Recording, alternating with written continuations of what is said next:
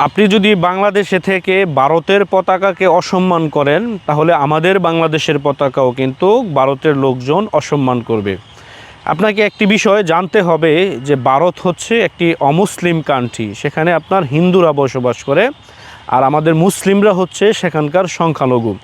আর বাংলাদেশে আমরা হচ্ছি সংখ্যাগরিষ্ঠ আর অমুসলিমরা হচ্ছে সংখ্যালঘু। তার মানে ভারতের মতন এই রাষ্ট্রের কিন্তু পতাকা বা তাদের কিন্তু আপনার সিম্পেথিতে যদি আমরা আঘাত আনি, তাহলে তারা আমাদের বাংলাদেশেরও পতাকাতে তারা কিন্তু আঘাত আনবে। আসলে পতাকা এমন একটি বিষয়, এটি যার যার দেশের একটি টান, বা তারা এগুলোকে সম্মান করে। আমরা যেমন বাংলাদেশের পতাকাকে সম্মান করি, তারাও সম্মান করে। আসলে প্রতিবাদ এগুলা দিয়ে না, আপনি মুখে প্রতিবাদ করতে পারেন, কিন্তু রাষ্ট্রীয় কিন্তু বিষয়কে আপনি অবমাননা করে আপনি কি বোঝাতে চাচ্ছেন? আপনি এতটাই দেশপ্রেমিক, আমাকে দালাল বলতে পারেন, কিন্তু এটাই সত্য। এটা আমাদের বাংলাদেশের ক্ষেত্রে হলে আমরা এটাই করতাম।